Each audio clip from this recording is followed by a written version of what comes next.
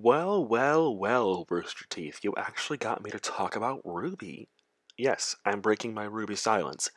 And simply because there is something going on in the show for the second half of Volume 8 that actually caught me off guard. Now, this is a video I didn't think I'd be making, but like I said at the very start, Rooster Teeth actually got me to come back for it.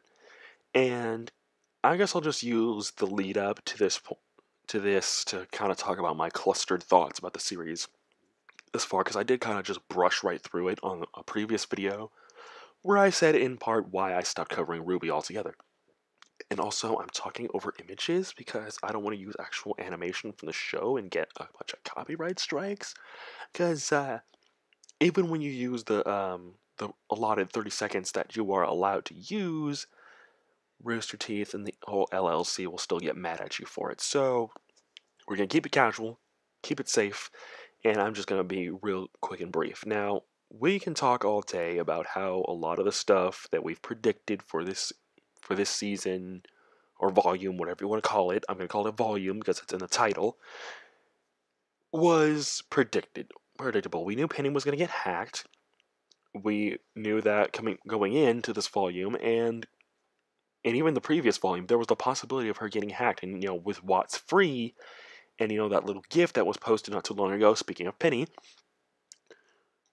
literally we saw this coming. We saw the whole Osmond return thing. I said last time, that a long time ago, that it was totally going to happen. Osmond was going to return at this really odd moment, and he did. In the middle of Oscar getting his snot kicked in and all that other kind of stuff. But if I could pinpoint one thing that still kind of bugs me about the show right now, it's the angst. Like, look, I get it. There's a couple things y'all want to do, and the whole Ironwood shenanigery was a big fat mess. But let's be real here. Y'all have been through hell and high water together, and you're gonna let this one little disagreement split you in half? I mean, not saying that I didn't see the angst coming. I did. It was coming to a head even at the start of Volume 7. We knew that things weren't gonna go well. And it hasn't. Our protagonist characters are quite literally split in half, literally split down the middle from where Ruby is and where Yang is. They literally split apart, and I think at some crucial point during the second half, they're going to come back together. Now, as far as the show, the rest of everything else, Cinder's backstory, too little too late. I mean, I get the gist of the episode is really cool. And Salem's Hound is probably the scariest thing I've ever seen. The fact that we have a talking Grim, which, speaking of the Hound, that's its ears right there.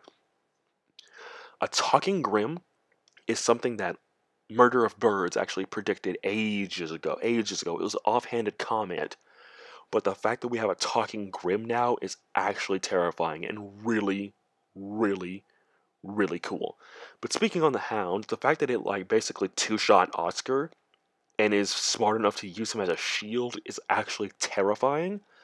And also the fact that the Hound was actually successful in capturing Oscar, whereas literally Tyrion and everyone else has failed miserably.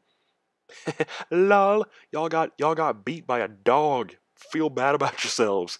That's kind of funny, actually. No, really, it is.